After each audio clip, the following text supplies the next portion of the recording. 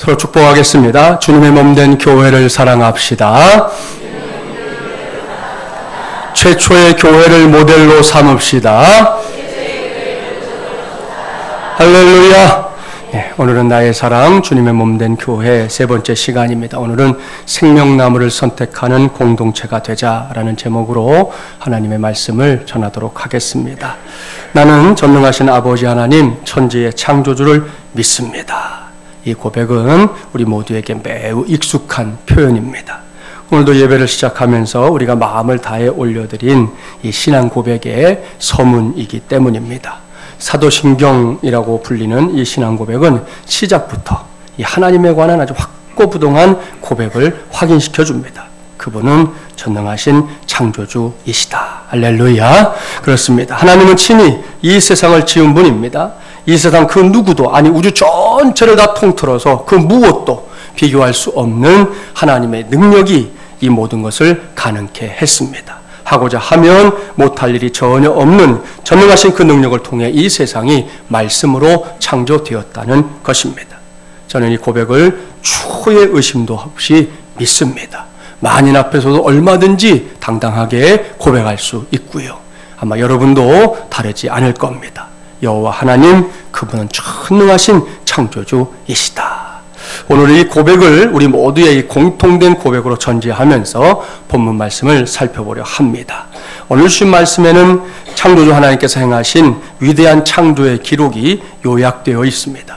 잘 보세요. 그야말로 아무것도 없던 세상에 하나님의 숨결이 쓱 스쳐갑니다. 그러자 하나님의 의도와 계획대로 세상이 만들어지고 있습니다. 아무것도 없던 세상에 이것 저것이 보태지면서 서서히 그 아름다움을 더해갑니다. 저 위에 있는 하늘과 우리가 서 있는 이 땅 구석구석에 그분의 손길이 미칠 때마다 세상이 바뀌는 것이죠. 더욱 규모 있게, 보다 황홀하게 그렇게 세상은 지어져 갔습니다.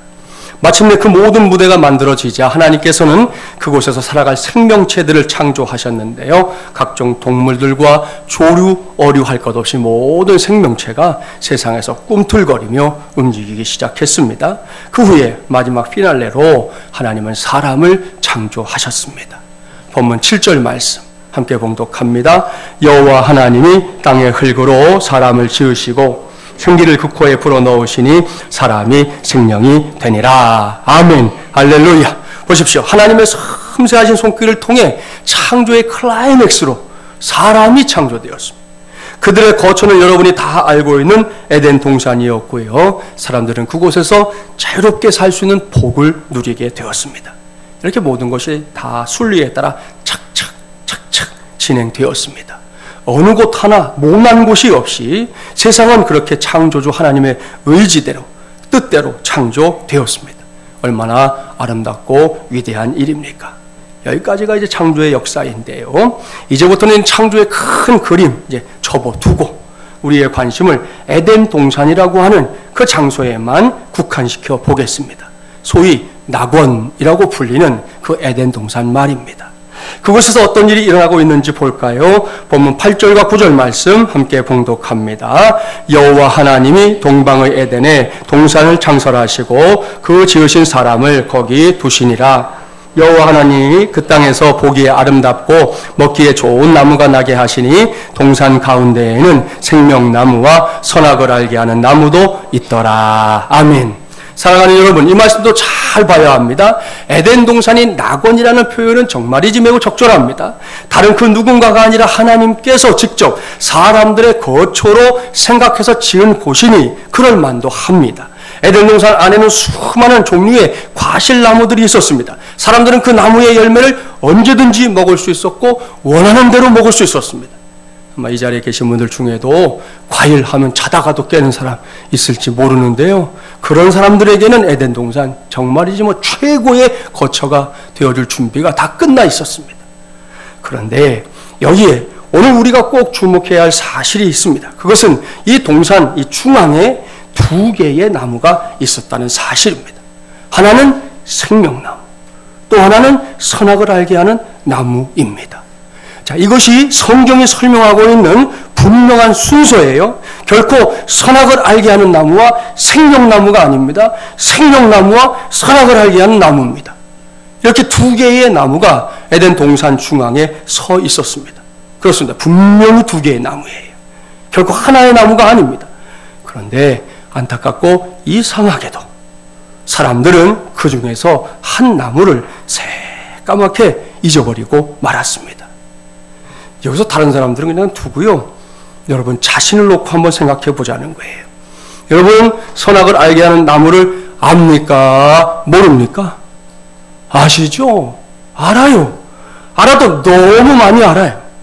본문 16절 17절 말씀 함께 봉독합니다. 여호와 하나님이 그 사람에게 명하여 이르시되 동산 각종 나무의 열매는 내가 임의로 먹되 선악을 알게 하는 나무의 열매는 먹지 말라. 내가 먹는 날에는 반드시 죽으리라 하시니라. 아멘. 이 말씀 굉장히 익숙하지요. 하나님께서 사람에게 선악을 알게 하는 나무의 열매는 먹지 말라. 먹으면 반드시 죽으리라. 이렇게 말씀하셨다는 거 어린 유치부 친구들도 알아요. 그뿐이 아닙니다. 저 바깥 세상의 사람들, 예수의 예자를 모르는 사람들 가운데도 이것을 지식적으로 알고 있는 사람들은 부지기수입니다. 그런가 하면 이 말씀을 놓고 많은 불평을 늘어놓는 사람들도 있잖아요. 왜 하나님께서 선악을 알게 하는 나무를 굳이 에덴 동산에 두셨느냐 하는 반문 때문입니다. 뭔가 의도적인 것이 아니냐. 사람으로 하여금 죄를 짓게 하려고 하는 의도, 사람들을 골탕 먹일 그런 숨은 의도가 하나님께 있었던 것이 아니냐. 이렇게 막 얼굴을 붉혀가면서 따져 묻는 성질 괴팍한 사람들을 만날 때도 있습니다. 아마 여러분 중에도 이런 의문을 스스로 가져봤거나 혹은 이런 의문을 가진 사람들과 만나서 이야기를 나눠본 경험이 있는 사람들도 있을 겁니다. 언젠가 제가 선악을 알게 하는 나무가 에덴 동산에 있어야만 했던 이유 자세하게 설명했던 적이 있었는데요. 그걸 이 시간 다시 다 설명할 수는 없고요. 간략하게 말씀드립니다. 선악을 알게 하는 나무를 금기로 삼으신 이유, 그것은 하나님과 이 사람의 관계를 정확하게 설명하기 위함이다 말씀드렸습니다. 흔히 사람을 만물의 영장이라고 말합니다. 대단한 호칭이에요. 세상에 두려울 것이 없다는 의미이기 때문입니다. 그렇다면 사람이 창조주입니까? 아닙니다. 사람이 만물의 영장인 것이 맞아요. 그런 사람이 만물의 영장 중에 영장 중에 영장 중에 영장이라 해도 사람은 여전히 피조물일 뿐입니다. 오직 하나님만이 창조주입니다. 이렇게 창조주와 피조물의 관계를 분명하게 선긋게 해주는 것이 뭐냐? 선악을 알게 하는 나무입니다. 선악을 알게 하는 나무가 그 기준이라는 말씀이에요. 그렇습니다. 사람들은 선악을 알게 하는 나무를 이렇게 볼 때마다 이 관계를 떠올려야 했습니다. 사람이 에덴 동산 안에서는 못할 것이 없는 모든 것을 할 수 있는 존재인 것은 틀림없지만 그럼에도 불구하고 그러한 자신을 지으신 창조주가 따로 있다는 사실을 인식하며 살아야 했다는 말씀이에요. 옳습니다. 사람은 이 선을 지켜야 했습니다. 그것만이 사람에게는 자유의 길이었어요. 왜요? 지키지 않으면 반드시 죽으리라는 엄연한 약속이 주어져 있었기 때문입니다. 그런데 사람은 결국 이 관계를 깨뜨리고 말았어요. 그것이 죄입니다.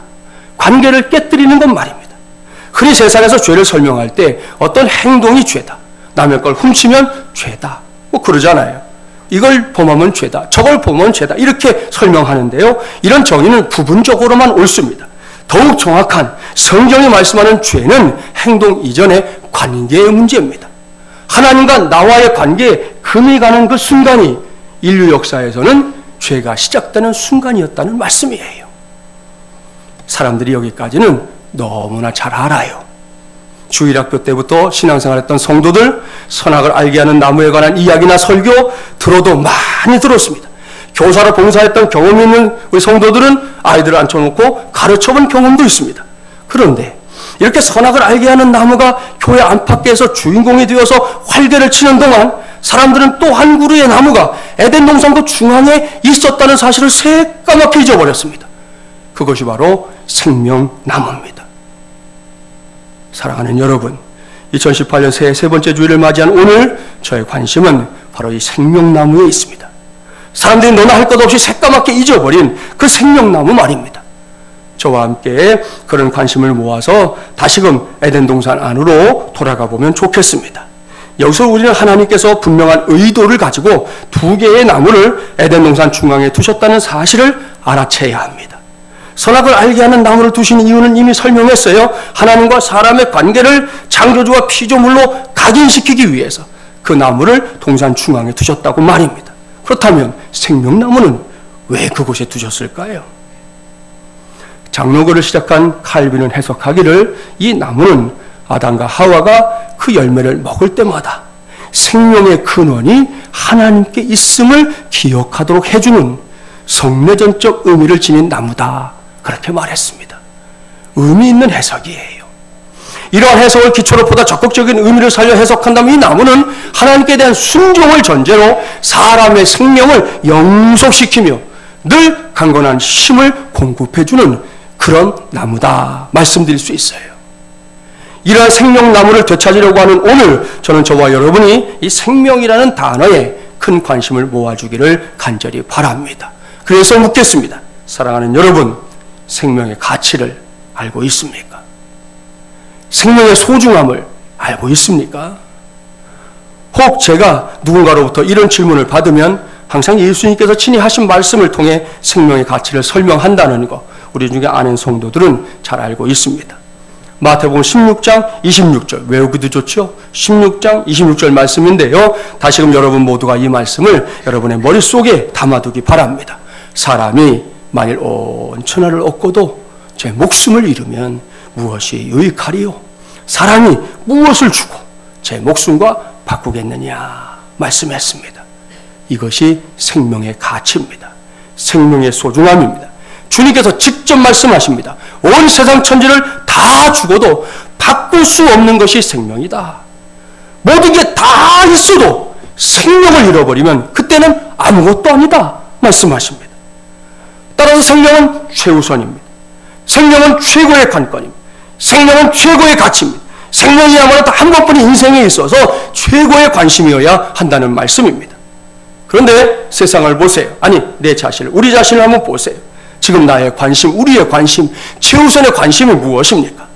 세월은 참 많이 흘렀는데도, 이 성경에 기록되는 그때로부터 지금까지 수천 년이 흘렀는데도, 시대와 역사가 바뀌고 또 바뀌었는데도 많은 사람들이 여전히 출세에 관심을 집중하고 있습니다. 돈에 집착하고 있습니다. 세상을 크게 호령하는 그 날을 꿈꾸며 살아갑니다. 그런가 하면 세상 사람들을 좀 놀라게도 하고 사람들로부터 당신 참 위대합니다. 이런 말을 듣고 싶어가지고 안달들이 났습니다. 좋습니다. 다 좋아요. 이런 생각이 무조건 잘못됐다. 그런 말 아닙니다. 이런 사람들이 모두 세속적인 사람들이다. 그것도 아닙니다. 하고 싶은 게 있으면 해야지요. 오르고 싶은 곳이 있으면 할 수 있는 만큼 힘을 내서 올라가야지요. 그렇게 뭔가를 하겠다는 건 안 하겠다는 것보다 훨씬 좋은 겁니다. 단 여기서 우리가 한 가지 질문만은 점검하고 가자는 거예요. 이런저런 꿈과 소망을 가진 사람이 지금 당장 언제 어떻게 될지 모르는 중병에 걸려있는 환자가 되었다면 그 모든 것이 무슨 의미가 있습니까? 중환자에게 출세가 그렇게 중요합니까? 서서히 꺼져가고 있는 그의 생명을 돈이 구해줄 수 있겠습니까? 그런 상황에서도 세상을 한번 호령하는 것이 그렇게 대단한 일입니까? 아닙니다. 중환자에게는 더 이상 이 모든 것이 문제가 되질 않아요. 이때 문제가 된 건 딱 한 가지뿐이라는 거 아시죠? 병의 회복입니다. 하나뿐인 생명을 건지는 일 말입니다. 옳습니다, 여러분. 생명이 있고서야 출세도 하는 거예요. 생명이 있어야 돈도 필요한 것이고 생명이 있어야 저 세상에 나가서 내가 하고 싶은 거 마음껏 할 수 있는 거예요. 따라서 예수님의 말씀처럼 생명을 잃어버리면 그땐 모든 것을 다 잃어버리는 것이다. 라는 사실을 우리는 꼭 기억해야 되질 않아요. 이때 문제가 된 건 딱 한 가지뿐이라는 거 아시죠? 병의 회복입니다. 하나뿐인 생명을 건지는 일 말입니다. 옳습니다, 여러분. 생명이 있고서야 출세도 하는 거예요. 생명이 있어야 돈도 필요한 것이고 생명이 있어야 저 세상에 나가서 내가 하고 싶은 거 마음껏 할 수 있는 거예요. 따라서 예수님의 말씀처럼 생명을 잃어버리면 그땐 모든 것을 다 잃어버리는 것이다 라는 사실을 우리는 꼭 기억해야 합니다. 에덴 동산 안에서 활개를 치며 살고 있었던 사람들, 이걸 알았어야 했습니다. 사람에게는 절대적으로 필요한 것이 있다. 꼭 필요한 것이 있다. 다른 건 좀 없거나 부족해도 괜찮지만 반드시 있어야 할 것이 있다. 그것은 다름 아닌 생명나무다 라는 사실을 알았어야 했다는 겁니다. 그런 다음에 그 생명나무를 선택하는 삶을 주된 나의 삶의 원칙으로 삼았어야 했습니다. 왜요? 거기에 사람이 진정한 의미에서 사람답게 사는 길이 열려 있었기 때문입니다. 그런데 창세기의 역사는 이 길에서 멀어져도 아주 단단히 멀어졌습니다. 창세기 3장에서 우리는 참으로 안타깝기 짝이 없는 현장을 목격하지요. 사탄의 도구가 된 뱀의 유혹 앞에서 인간, 만물의 영장인데 만물의 영장 인간이 무기력하게 무너져 버렸기 때문입니다. 창세기 3장 4절부터 6절은 이렇게 기록합니다. 뱀이 여자에게 이르되 너희가 결코 죽지 아니하리라. 너희가 그것을 먹는 날에는 너희 눈이 밝아져 하나님과 같이 되어 선악을 알 줄 하나님이 아심이니라. 여자가 그 나무를 본즉 먹음직도 하고 보암직도 하고 지혜롭게 할 만큼 탐스럽기도 한 나무인지라. 여자가 그 열매를 따먹고 자기와 함께 있는 남편에게도 주매 그도 먹은지라. 아하, 속이 터지죠. 속이 터져요. 선악을 알게 하는 나무의 열매를 먹으면 하나님처럼 될 수 있다는 것이 사탄의 유혹이었는데요. 그 유혹에 그만 만물의 영장인 사람이 와르르 무너져 버렸습니다. 사탄의 유혹을 받은 하와의 눈에 그 열매가 정말로 하나님처럼 될 수 있는 것처럼 보였기 때문입니다. 이렇게 사람의 선택은 한순간에 선악을 알게 하는 나무 쪽으로 확 기울었습니다. 아담과 하와는 이렇게 하면 뭔가 대단한 일이 일어날 줄 알았어요. 하지만 그들은 곧 후회합니다. 왜요? 선악을 알게 한 나무의 열매를 먹었지만 사탄의 꼬임처럼 사람이 하나님처럼 되지는 못했기 때문입니다. 그때부터 선악을 알게 하는 나무의 열매는 그 이름 그대로 사람들에게 선악을 알게 했습니다. 문제는 그것이 모두가 수긍하는 관점에서의 선악이 아니라 오로지 자기의 관점에서만 선악을 구분하게 만들고 말았다는 사실입니다. 이게 불행이에요. 선악과를 따먹은 직후의 일, 여러분 다 알죠? 하나님으로부터 책망받은 아담이 알게 된, 그전에 몰랐는데 그때 알게 된 선과 악이 무엇입니까? 그것은 자기의 잘못을 회피하고 하와에게 모든 잘못을 전가하는 겁니다. 하와가 잘못한 거예요. 나는 잘못하지 않았어. 하와가 잘못한 거예요. 그렇기 때문에 하와가 악이고 나는 선이라는 거예요. 거기서 끝났나요? 아니요. 하와도 마찬가지입니다. 자신의 잘못을 인정하고 시인하는 그런 의미에서 선악을 알게 된 게 아니에요. 하와 역시 즉시 뱀을 악으로 규정합니다. 하나님이 주신 만물 가운데 저 뱀이 악이라는 거예요. 그리고 저 악한 뱀이 꿰어서 우리가 잘못한 것이지 우리는 잘못할 마음이 없었다고 제3자에게 모든 잘못을 전가시키는 그것을 선이다 이렇게 생각하게 된 겁니다. 사랑하는 마주물려란 가족 여러분, 이것이 사람으로 하여금 선악을 알게 하는 역사의 시작이었어요. 그때부터 지금까지 인류의 역사는 매사가 자기의 기준에서 선악을 알게 하는 것들로 채워졌습니다. 가인과 아벨 볼까요? 가인은 자기의 관점에서 아벨의 의로움을 시기했습니다. 그 상황에서는 아벨의 의로움이 가인에게는 악이에요. 성경은 분명히 가인을 의롭다 말하고 있는데 가인의 눈에는 아벨이 악이라니까요. 그 아벨이 없어져야지만 내가 의로워질 수 있는 거예요. 결론이 무엇입니까? 가인은 아벨을 쳐 죽이는 일을 조금도 주저하지 않았습니다. 왜? 악이니까. 악을 없애야 내가 선해지니까. 그래서 정말 기꺼이 아벨을 쳐 죽였던 것입니다. 이렇게 자신을 중심으로 선악을 판단하는 인류의 역사는 성경에 국한된 게 아닙니다. 오늘날까지 인류의 역사 곳곳에 동일한 흔적들이 난무합니다. 전쟁과 기아의 문제 생각해 보세요. 소위 전쟁하면서 명분 없는 전쟁이 어디 있어요? 다 선한 목적이라는 미명하에 오늘도 곳곳에서 전쟁이 벌어지고 있는데요. 많은 사람들이 그 싸움 속에서 굶주린 채 죽어갑니다. 이렇게 참담한 상황 속에서도 다들 자기가 선이라고 하잖아요. 내가 선이라는 거예요. 여러분, 하다못해 김정은이도 내 책상에 핵폭탄 단추가 있다 그러면서 내가 이걸 갖고 있는 이유는 우리 민족을 지키기 위한 것이다. 선이라는 거예요. 내가 선이에요. 나머지는 다 악이에요. 이것이 선악을 알게 하는 나무를 선택한 인류의 역사입니다. 그렇습니다. 창세기로부터 어마어마한 시간이 흐른 지금도 우리가 사는 이 시대도 예외가 아니에요. 많은 사람들이 오로지 자기의 유익을, 자기 자신에게 유리한 것들을 선이라고 규정하는 시대입니다. 겉으로 보면 말은 그럴싸하게 하지만 결국은 자신의 일속을 챙기기에 급급한 인류의 역사가 지금도 오늘도 이어지고 있는 중이라는 말씀입니다. 바로 며칠 전에 미국 전역에 큰 충격을 안겨준 일이 하나 있었어요. 먼저 사진을 한 장 보여드릴게요. 제법 미국다운 이 저택의 모습이죠. 미국에 가면 저런 저택들이 많잖아요. 저 집은 미국 캘리포니아주 페리스시에 있는 한 저택입니다. 아무 일도 없는 듯이 매우 평안해 보이는 저 집에서 무슨 일이 일어났느냐. 저 집의 주인인 한 부부가 그 집에 자녀들이 되게 많아요. 제일 어린 아이는 2살, 어린 아이부터 시작해서 29살, 30이 다 된 성인에 이르기까지 무려 13명의 자녀들을 데리고 있는데 사진은 뭐 그럴싸하게 나왔죠. 이 아이들을 쇠사슬로 묶어서 방 안에 감금해 두었다가 이번에 경찰에 체포가 됐습니다. 이 아이들의 부모인 57살 데이비드 터핀과 49살 루이즈 터핀이 자녀들을 고문하고 위험에 빠뜨린 혐의로 체포가 된 건데요. 이 같은 학대 행위는 자녀 중에서 17살 먹은 딸이 창문으로 탈출한 뒤에 경찰에 신고하면서 드러났습니다.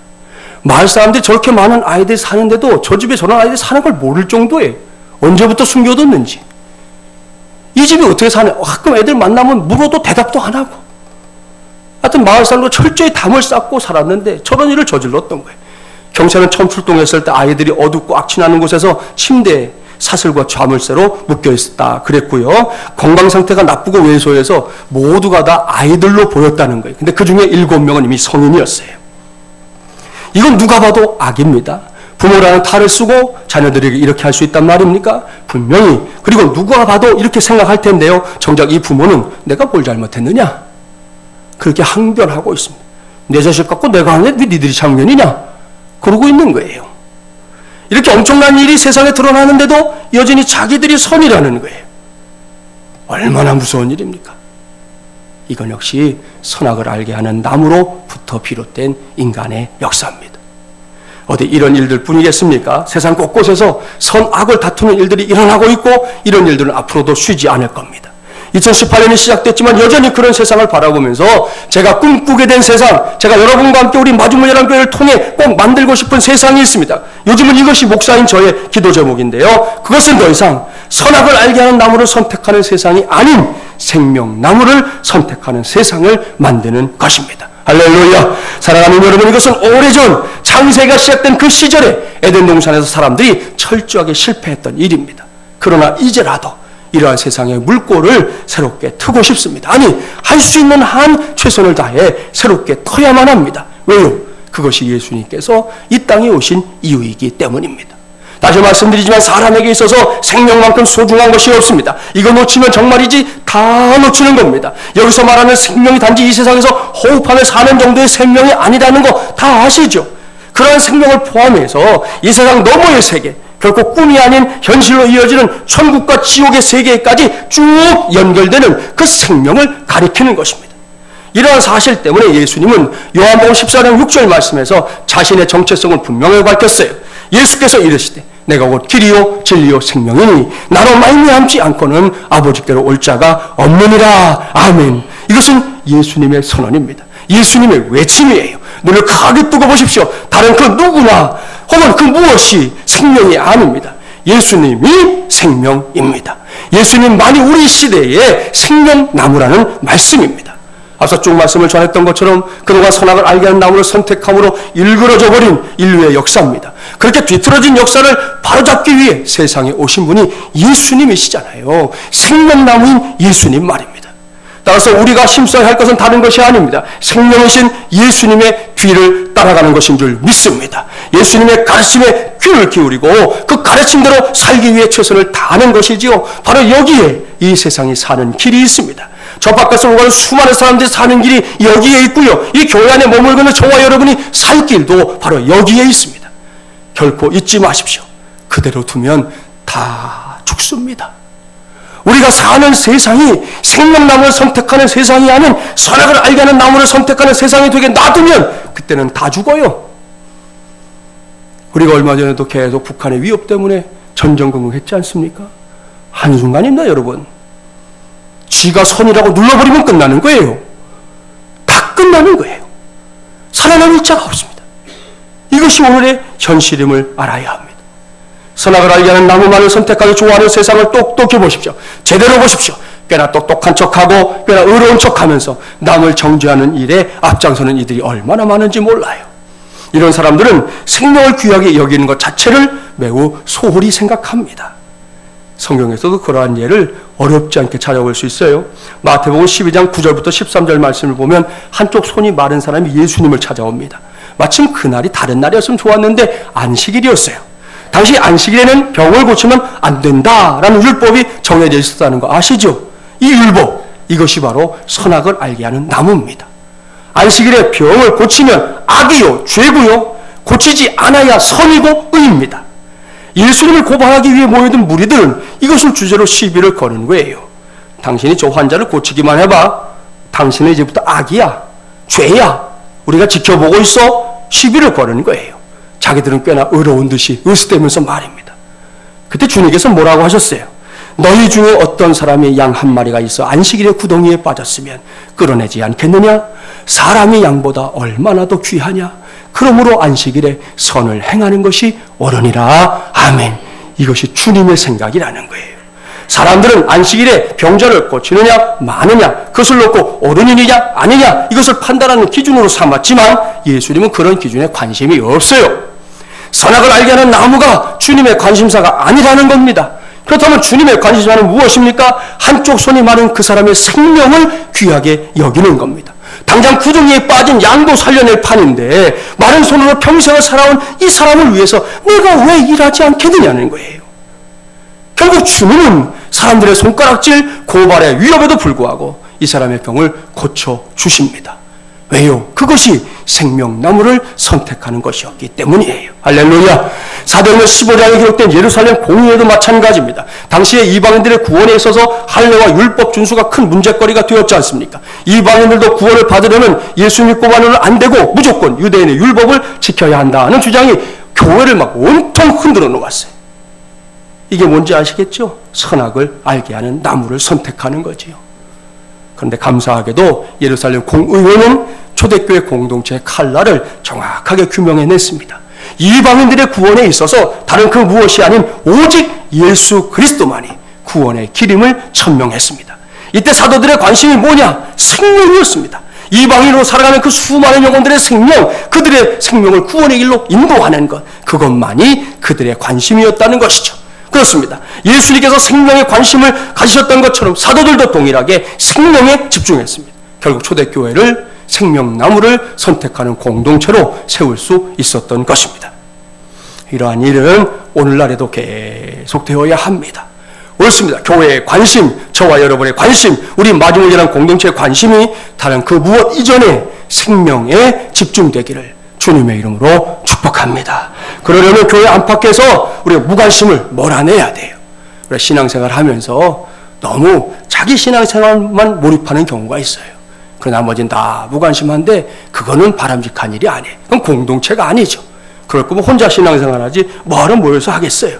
우리 모여서 한다는 것은 내가 더 이상 객처럼 손님처럼 되는 게 아니라 주인의식을 가지고 교회를 섬기는 것이 필요하다는 걸 의미하는 겁니다. 그렇게 하셔야 되고요. 또 하나는 불필요한 회의를 줄여야 합니다.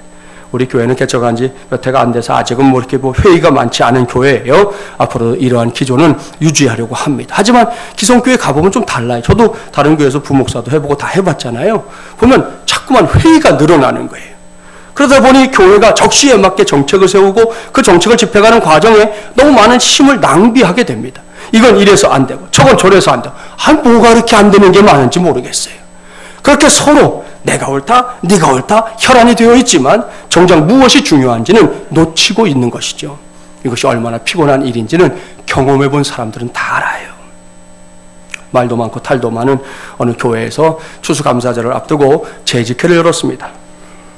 그래도 재직회가 길어지는 것 같아서 하고 싶은 말이 있지만 재직들이 서로 할 말을 하지 않고 다 이렇게 자제하고 있었어요. 그런데 재직회에 처음 참석한 이 신참 집사님, 한창 이 신입생들이 문제잖아요. 이 신참 집사님이 갑자기 발언권을 요청했어요. 목사님, 이번 추수감사절에 떡을 해서 우리도 먹고 이웃도 같이 나눠서 먹으면 좋겠습니다.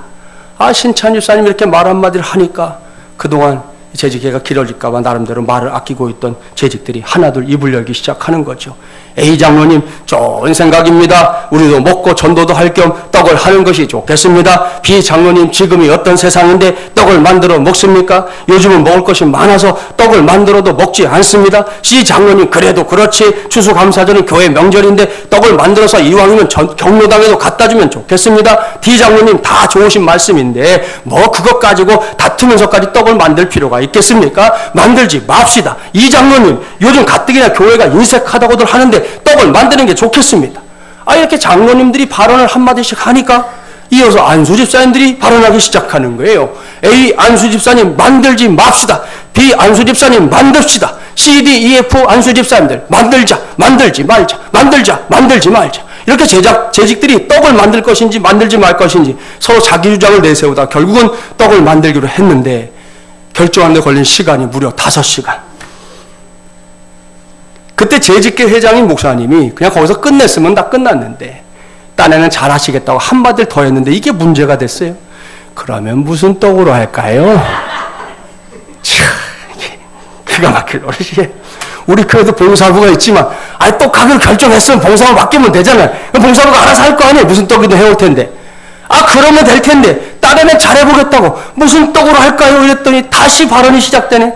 A 장로님, 백설기 떡으로 합시다. B 장로님, 요즘 세상에 백설기 떡 먹는 사람이 어디 있습니까? 인절미 합시다. C 장로님, 교회에서 무슨 인절미입니까? 팥시루떡 합시다. D 장로님, 송편으로 합시다. E 장로님, 가장 쉬운 절편으로 합시다. A, B, C, D 안수 집사님들 제각기 한 마씩 또 다 하는 거지. 그러다 결론을 내리기를 백설기로 정했대요. 아이 참, 그럼 처음에 백설기 하면 되지. 그 다음에 목사님 말씀하십니다. 그러면 회의 결과를 말씀드리겠습니다. 이번 추수감사절에 떡을 하는데 종류는 백설기로 결정되었습니다. 이생으로 재직회를 마치겠습니다. 서기 장로님, 회의록 낭독해 주십시오. 모년 5월 5일 12시 30분에 회의를 개회하여 일반적인 의견을 안건을 심의한 후 13시에 신참 집사님께서 추수감사절에 떡을 만들자를 안건을 내신 후 18시에 떡을 만들기로 결정하고 5시간 걸렸잖아요. 18시에 목사님께서 무슨 떡을 만들 것인가 의견을 내놓자 여러 재직들의 의견을 수렴하여 백설기 떡을 만들기로 목사님께서 선포하시고 재직회를 마치니 20시 정각이었더라. 이에 곧바로 이어서 저녁 예배에 들어가다. 아이고 참, 이게 뭡니까?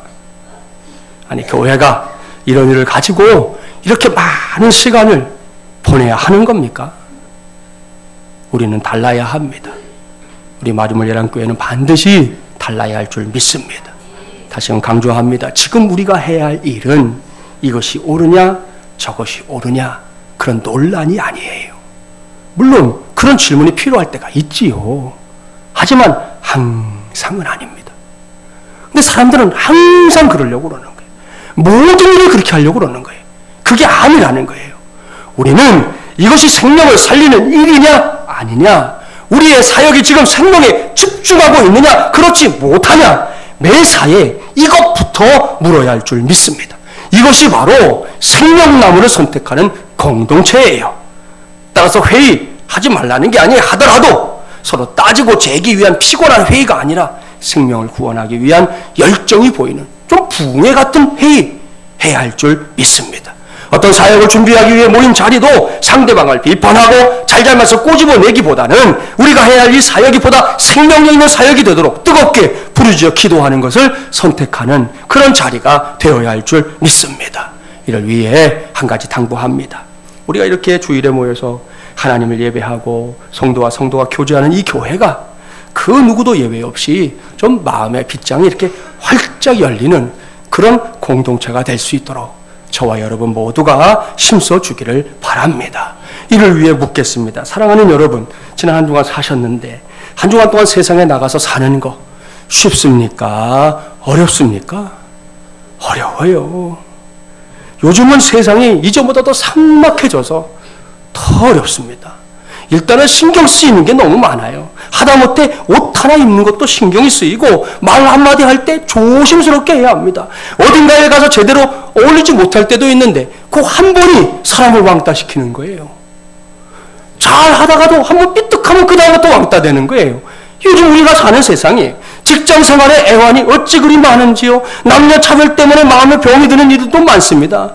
요즘 이제 시급이 늘어나는 것 나름 해당되는 분들한테는 좋은 거지만 이 자영업 하는 분들에게 이게 또 큰일인 거예요. 편의점 열심히 한 달 동안 일했는데 사장님이 알바하는 친구보다 3만 원 더 가져간대. 3만 원. 여러분 같은 거 하겠어요? 할 수가 없는 거예요. 그 3만 원 더 벌려고 머리 터지게 그 가게를 운영하냔 말이에요. 지금 우리가 사는 세상이 이렇게 됐어요. 가족들끼리 말 한마디 안 하고 지내는 3년 동안 말 안 하고 하던 집안이 방송에 나오더라고요. 한마디도 안 해 진짜로. 그런가 하면 소위 말해서 갑질의 위치에 있는 삶이 예전에는 이게 좋았는지 모르겠지만 요즘은 너무 함부로 하다가요. 이게 뒤통수 한 대 맞으면 꼼짝 못하는 그런 시대가 됐잖아요. 어디 이런 일들 뿐입니까? 요즘은 상상도 못하는 일들이 너무나 빈번하게 일어나기 때문에 더 이상 놀라기도 어려운 시절이 됐어요. 오늘 아침에 뉴스 보니까 어제 새벽이었더라고요. 오늘 새벽에 어제 새벽에 서울의 종로에 있는 한 여관에 불이 나가지고 안타깝게도 5명이 세상을 떠나고 5명이 크게 다쳤는데 내용을 보니까 더 기가 막히는 거예요.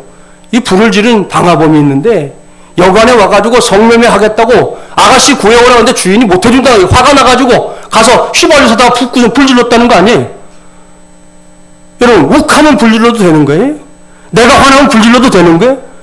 지한테는 그게 선인 거예요. 이 사람은 나를 지금 우라가 치밀게 했다 이거예요. 내 마음대로 하겠다 이거예요. 그게 선이에요. 이 사람한테는. 그 바람에 5명이 고귀한 목숨을 잃었어요.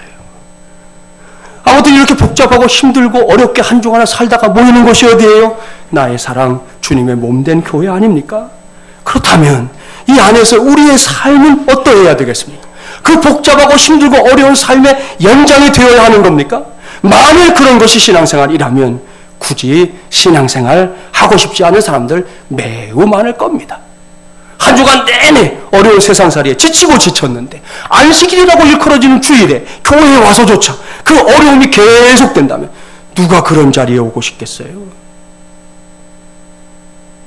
그래서 저는 신앙생활은 좀 덜 복잡하고 덜 신경 쓰이고 덜 어려워야 한다 그렇게 생각하는 목사입니다. 이를 위해 우리가 서로 이렇게 마음을 터놓을 수 있게 좀 도와주세요. 상대방이 뭔가 근심 뜬 얼굴을 하고 있으면 그 사람이 마음을 이렇게 열고 말할 수 있도록 해주란 말이에요. 내 얘기만 하느라고 상대방은 말 한마디 못하게 찍어 누르지 말고 말할 수 있게 해주세요. 내 자신이 아무 문제 없이 100% 잘하고 있다면 모를까? 그런 게 아니라면 다른 사람에게 괜한 눈치 주지 마세요. 세상에서 눈치 보면 사는 것도 힘들어 죽겠는데 교회 와서 왜 사람 눈치 보게 해요? 눈치 주지 마세요. 여러분 눈에서 총알 나가는 거 알죠? 에? 눈에서 나가는 총알이 사람을 안 죽여서 다행인 줄 아세요? 사람을 죽인 것 같으면 우리 지금까지 얼마나 많은 살인을 했는지 몰라요. 그러지 마시라고요. 자기 자랑에 빠지지 말고 상대방의 말과 표정 좀 관심을 가져주세요. 한마디라도 좋으니 친절한 인사, 따뜻한 사랑의 표현 해주세요. 이렇게만 해도 이곳은 누구에게나 가고 싶은 그런 곳이 될 줄 믿습니다.